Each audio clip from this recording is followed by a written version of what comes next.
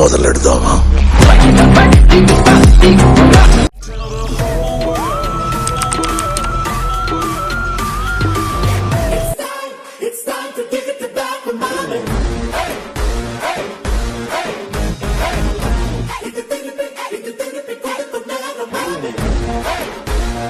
Hello guys, welcome back to another video.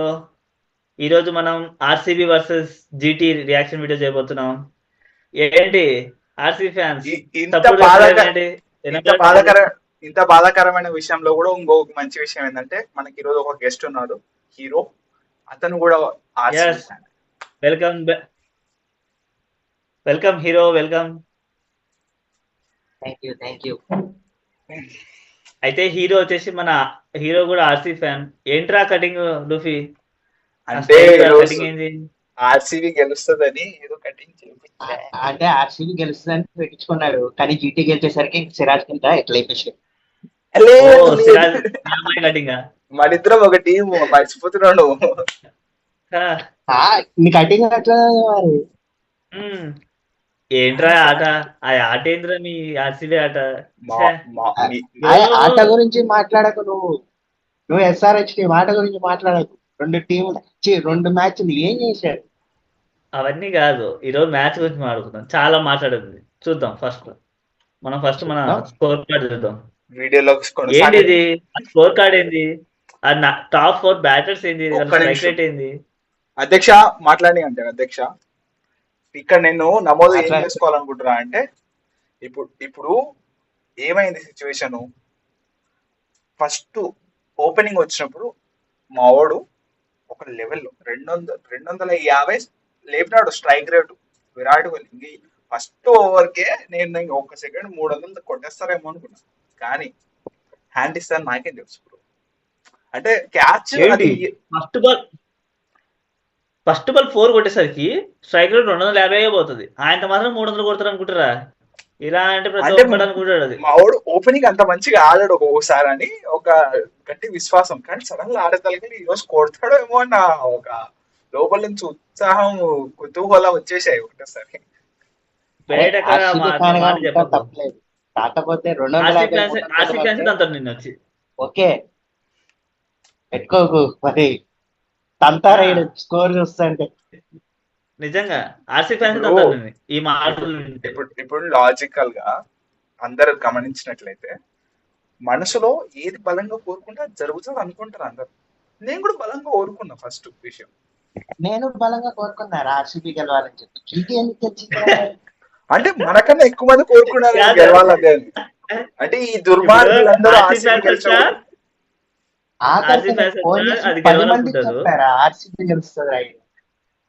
ఆ 10 మంది నువ్వు గెలవకూడదు, నీ సంతోషం చూడకూడదు అని కోరుకున్నారు. నువ్వు అందుకే చెప్పకూడదు ఎప్పుడైనా ఒక ఆర్సీబీ ఫ్యాన్. ఫోన్ ఎయిర్‌ప్లేన్ పెట్టేశా. అసలు ఆర్సీబీ ఓడిపోనికే కారణం ఏంటి? ఒక ఆర్సీబీ ఫ్యాన్ గా మీరు చెప్పండి. ఒక రీజన్. లూఫీ ఒక రీజన్ చెప్పు, హీరో నువ్వు ఒక రీజన్. ఆ పిచ్చు బౌలింగ్ అంటే గ్రౌండ్. అంటే ఆర్సీ బౌలింగ్ వీక్ బాగాలేదు అంటున్నారా, లేకపోతే బౌలింగ్?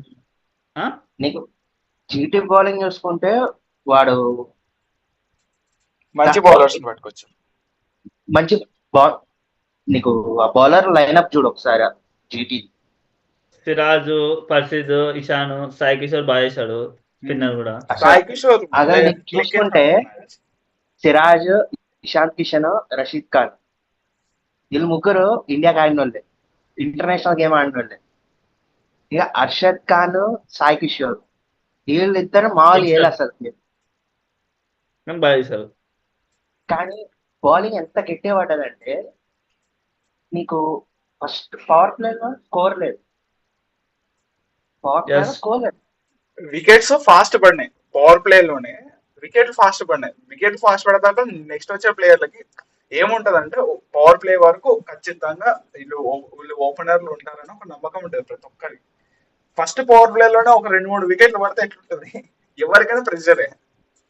కొట్టాల స్కోర్ పడిపోతుందట. 30-40కే స్కోర్ రాలే, అప్పటికి 30 రాలే సరిగా. ఇంకేడ కొట్టేది ఇక్కడ ఫిక్స్ అయిపోయారు. మీ లివింగ్స్టన్ వచ్చేసి 54 కొట్టాడు, లేకపోతే 54. లోయర్ ఆర్డర్ కొంచెం బాగా ఆడింది కాబట్టి 170 వరకు అని లాగారు బండిని, లేకపోతే ఏదో లోవర్ ఆర్డర్ లో 130 పోయినసారి కూడా టీమ్ డేవిడ్ తక్కువ బాల్స్ కి బాగా కొట్టాడు, ఈసారి కూడా ప్రయత్నించాడు, బాగుంది, స్ట్రైక్ రేట్ కూడా బాగా మెయింటైన్ చేశాడు. మంచి ఫినిష్ చేశాడు. ఓకే, ఆ మనిషి అంటే వీళ్ళు లేకుంటే ఆ స్కోర్ దాటకుండా ఏంటి హీరో ఏదో టిమ్ డేవిడ్ ఓవర్ ఎన్నోది 18th over 19th over 18th over 19 కాదు 18th వర్ష పెట్టి 2 6 కొట్టాడు, అదే ఓవర్ లో ఇంకో 4 కొట్టాడు, అది కూడా రషీద్ ఖాన్ బౌలింగ్. నేనైతే తెలుసు చెప్పాలంటే 18th over. Rashid Khan injured అయ్యి వచ్చిండు, అది ఓకే, కానీ బౌలర్ రషీద్ ఖాన్ బౌలింగ్ సోసోగా ఉంది, అంటే అంత అప్ టు ద మార్క్ లేదు రషీద్ ఖాన్. చెప్పాను కదా ఇంజ్యూర్డ్ అయ్యి వచ్చిండు కదా. అదే కానీ చూడు, మెయిన్ పవర్ ప్లే స్కోర్ మరి 38, అక్కడే దెబ్బ పడిపోయింది. అంటే స్కోర్ తక్కువ, 36 balls 38 runs 3 wickets, అక్కడే కొంచెం 2 wickets ఆడ ప్రెషర్. అంటే స్లో స్టార్ట్ అయినందుకు స్కోర్ కూడా మెల్లగా వెళ్ళింది, వికెట్స్ పడుతూనే ఉన్నాయి, ప్రెషర్ పడింది, డాట్ బాల్స్ పెరిగాయి.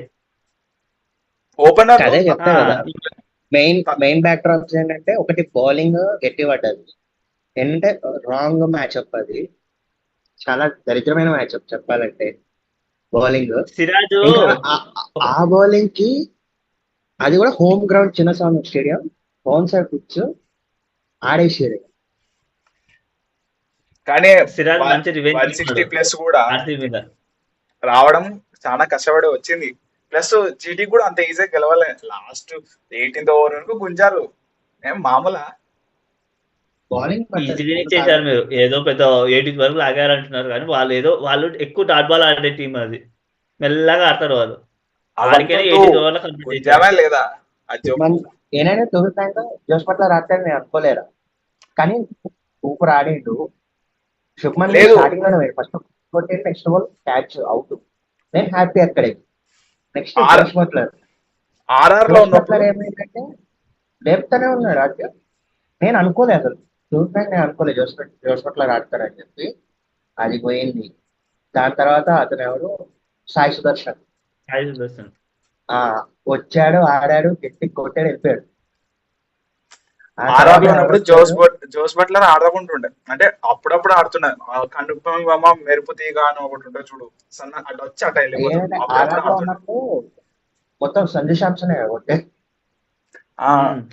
కానీ ఫామ్ లో తీసుకొచ్చేది ఆర్సీబీ మాత్రమే, అది ఆర్సీబీ చేయగలదు. పర్లేదు, నెక్స్ట్ మ్యాచ్ ఎస్ఆర్ఎస్ తో పెట్టుకున్నప్పుడు కొట్టండి, ఏముంది, మీరు కూడా ఫామ్ లో లేరు కదా. అదే చెప్తున్నదా, ఫామ్ లో మీరు తీసిన 2 వికెట్లు మీ బౌలింగ్ తో దిగారా, ఒక్క వికెట్ మాత్రం బౌలింగ్ తో తీశారు, అది కూడా భువనేశ్వర్ది. 2వ వికెట్ వాళ్ళే ఇచ్చారు, ఒక్క వికెటే తీశారు మీరు లెక్క ప్రకారం. వికెట్ తీసింది కౌంట్ అవుతుంది, వాళ్ళు ఇచ్చింది మేము తీసుకునేది కౌంట్ కాదు. ఇప్పుడు నువ్వు ఏం మాట్లాడుతున్నావు, లాజిక్ ఉందా? లాజిక్ గా మాట్లాడుతున్నా అంటే కింద కామెంట్ చేయండి. మీ పాత బౌలింగ్ వచ్చేసింది, మీ పాత బౌలింగ్ మళ్ళీ వచ్చేసింది, ఒక భువనేశ్వర్ తప్ప అక్కడ ఎవరు ఏ బౌలింగ్ ఎవరిని ఏం చేయలేదు, ఒక్క మ్యాచ్ ఏం చేయలేదు. మీరంతా గద్దల్ లాంటి ఒక్క మ్యాచ్ 2 మ్యాచ్లు గెలిచేసరికి కప్పు ఇంకా కొట్టేస్తున్నాం, ఇంకా ప్లే ఆఫ్స్ ఎప్పుడు అన్న మాటలు వినవన్నా ఇక్కడ నచ్చో. ఏంది నన్ను ఏమన్నారు, 300 కొట్టలేదు అన్నారా? మేము 300 కోసం ఆలోచిస్తుంటే మీరు కనీసం మ్యాచ్ కూడా గెలుస్తారు. ఒకటే గెలిచారు, మీరు అది కూడా గెలిచారు, 2 పోయినాయి. మేము 2 గెలిచాం, మీరు 2 ఓడిపోయారు, రెండింటికి ఎంత తేడా ఉంది. We are not same bro. Pat Cummins, we are believing in Pat Cummins. ఒక ఇండియన్ అయ్యింది ఫారెన్ కెప్టెన్ మీద నమ్మకం పెట్టుకున్నావు, నోరు మూపిస్తాడు. ఎవరు మా టీమ్స్ అట్లా ఉండవా? ఆర్సీబీ అంటే ఆర్సీబీ మొత్తం ఆడుతుంది, మాతో మ్యాచ్ ఉంది, ఎస్ఆర్ఎస్ తో మ్యాచ్ ఉంది చిన్నస్వామిలా, చూసుకుందాం ఆ రోజు మళ్ళీ మాట్లాడుకుందాం. ఆ రోజు మీ మీద 300 బట్టి మేమే రికార్డ్ చేస్తాం. ఆ రోజు మళ్ళీ మాట్లాడుతున్నాం. నేనే వస్తా, చాలా లెక్కలు ఉన్నాయి. లాస్ట్ టైం మర్చిపోయినట్టున్నారు, లాస్ట్ టైం 280 287 మొత్తము ఇలా ఇలా తిరుగుతుందట. 287 మీ మీదనే కొట్టింది. ఈసారి 300 మీ మీదనే, అది కూడా కొట్టేస్తాంలే అది. అది కూడా కవర్ 300 అయిపోతుంది. మా మీద కొట్టినా గానీ ఆ 300 కంటే ఒక్క రన్ అన్న ఎక్కువ కొడుతుంది. కంబ్యాక్ ఇస్తాం ఒక్క రన్. దీని అవ్వ మ్యాచ్ గెలవండి. 300 గురించి ఆలోచించద్దు. మ్యాచ్ గెలవండి ముందు. మ్యాచ్ నీ హెడ్ గెలవండి. చుట్టూ తిరిగే ఆ డైలాగ్ నీకే చెప్పాలి మరి. ఆ డైలాగ్ నీకే రేపు చెప్పాలి నేను. ఇప్పుడు చెప్తున్నా. నెక్స్ట్ మ్యాచ్ ఆడుకుందాం. నెక్స్ట్ మ్యాచ్ వచ్చేసి SRH versus KKR Eden Gardens లా. ఏది గెలవబోతుంది? మీ ఈడెన్ prediction. గార్డెన్స్ లో గెలిచిన ఖచ్చితంగా చరిత్ర లేదు. SRH. ఖచ్చితంగా ఎస్ఆర్హెచ్ గెలవబోతుంది, అది నాకు తెలుసు. కేకేఆర్ లో మంచి ప్లేయర్లు అప్పుడు కీ ప్లేయర్లు అందరూ డిస్ట్రిబ్యూట్ అయినారు కాబట్టి 55 ఛాన్స్. 50-50 ప్లస్ ఎస్ఆర్హెచ్ కూడా ఫామ్ లో లేదు. అదే గెలుస్తాను కూడా చెప్పలేదు. 90% ఎస్ఆర్హెచ్. 90%. కేకేఆర్ కి అయితే 100% 55% ఛాన్స్ ఉంది అంతే. ఎస్ఆర్హెచ్ 45% ఛాన్స్ ఉంది. ఇంకా ఆడేదాన్ని బట్టి వేయాలి. ఎందుకంటే 45% కేకేఆర్ బౌలింగ్ అంత ఏంది? లేదు. ఫస్ట్ ఆఫ్ ఆల్ బౌలింగ్ లేదు Ball bro. batting అయిపోతుంది. చేసినట్టు వన్ సైడ్ అయిపోతుంది మ్యాచ్. వన్ సైడ్ బ్యాటింగ్ కొట్టట కాదు, బ్యాటింగ్ లో కొట్టట కాదు ఆపుకోవడం అంటే. బౌలింగ్ ఉన్న టీం ఆడాలయ్యా. కొట్టినట్టు కొట్టాలంటే ఆర్సీబీకి అప్పుడు బౌలింగ్ లేదు. దమ్ముంటే మమ్మల్ని ఆపు. ఏజల్ వుడ్ ఉన్నాడు. ఆ మ్యాచ్ వచ్చినప్పుడు మళ్ళీ మాట్లాడుకుందాం. రుక్కుంటా ఆ ఇసిరేస్. మ్యాచ్ వస్తుంది, మళ్ళీ మాట్లాడుకుందాం. ఆ రోజు కాకపోయినా ఈ రోజు అన్నా మాట్లాడుకుందాం. నువ్వు లెక్కలే చెప్పుకో, లెక్కలు బుక్ అన్న తెచ్చుకో. మీ నేను మ్యాచ్ ready. ఓడిపోయింది, మీరు మావాడు ఓడిపోయారు. రివెంజ్ తీసుకోవడానికి ఫస్ట్ రా. బుక్ రివెంజ్ గుర్తుందా? టేబుల్ టాపర్ అన్నారు. ఇప్పుడు నెంబర్ 3, నెక్స్ట్ నెంబర్ 6, నెంబర్ 9 అలా అలా టాప్ 4 లో కూడా లేరు కదా. మీరు టాప్ 4 లో కూడా లేరు. మ్యాచ్ గెలవగానే టాప్ 5 వచ్చేస్తాం. టాప్ 5 వచ్చేస్తాం మేము రేపు మ్యాచ్ గెలవగానే. మంచి గెలిచినప్పుడు రన్ చూద్దాం. టాప్ 5 పైన ఉంటారో కింద ఉంటారో చూద్దాం. చూద్దాం. ఏమో మంచి హై రేంజ్ లో గెలిస్తే మిమ్మల్ని కూడా కింద వేసి మేము పైకి వెళ్ళిపోతామేమో. ఎవరు తెలుసు? హై రేంజ్ లో గెలిచాలి కదా. ఏ అటు చూడు, సంబంధం చేయలేదు. అన్నిటి మూడేని ఫస్ట్ రెండు అన్ని తప్ప. match లే. కానీ ఆ ఫస్ట్ ఒక్కసారి రెండు మ్యాచ్ అయితే ఖచ్చితంగా పైకి వస్తుంది ఆర్సీ. ఇక్కడ మాత్రం ఒక డైలాగ్ చెప్పాలనిపిస్తుంది నాకు. ఎందుకు తెలుసా? ఇప్పుడు చూడండి, పైన టాప్ 2 టీమ్స్ కాకుండా మిగతా కింద అన్ని 3 మ్యాచెస్ ఆడినాయి. టాప్ 4 కాకుండా మిగతా అన్ని 3లో ఒకటి గెలిచిన 2 ఓడిపోయినాయి అన్ని. ఇంతవరకు జరిగింది ఆరంభం మాత్రమే. అసలు కథ ఇప్పుడు మొదలవబోతుంది. ఇప్పటి నుంచి ఒక్క టీం గెలిచినా అది పైకి వెళ్ళిపోతుంది, ఇంకోటి కిందికి వస్తుంది. చాలా ఇంట్రెస్టింగ్ ఉండబోతుంది ఐపీఎల్ ఇప్పటి నుంచి. మీరేమంటారు? మసాలా. అయినా కానీ జీటీ ఈ రోజు గెలిచినా కానీ పైకి రాలేకపోయింది. మా పైకి వెళ్ళలేకపోయింది. మీరు కిందికి వచ్చారు కదా అన్న, మీరు కిందికి వచ్చారు కదా. ఏమి వాళ్ళు మూడు గేమ్లు ఆడలేదు కదా పైన ఉన్న వాళ్ళు. వాళ్ళు ఆడతారు, ఆడి వాళ్ళు కూడా ఒకరు కిందికి వచ్చేస్తారు. ఏం భయం లేదు, మేము పైకి వచ్చేస్తాం కదా త్వరలో. భయపడకండి, సరే. మేము వచ్చేస్తున్నాం కదా త్వరలో. ఈ మాటలు ఇంకా ఇట్లానే కొనసాగుతూనే ఉంటాయి. గెలిచినా Okay. గెలవకపోయినా మీ పాయింట్ స్టెప్ ఆడే ఉంటుంది కదా. ఎందుకంటే మరి మీకంటే నెక్స్ట్ వీడియోతో మళ్ళీ కలుద్దాం. అంతవరకు మా వీడియోస్ చూడండి. మంచి కంటెంట్ నచ్చితే లైక్ చేయండి, షేర్ చేయండి, సబ్స్క్రైబ్ చేయండి. ఇలాంటి వీడియోస్ మళ్ళీ ఇంకా ఎక్కువ కావాలంటే కామెంట్ చేయండి. మరొక గెస్ట్తో మరి నెక్స్ట్ ఎపిసోడ్లో మళ్ళీ కలుద్దాం. అంతవరకు సైనింగ్ ఆఫ్. లూఫీ.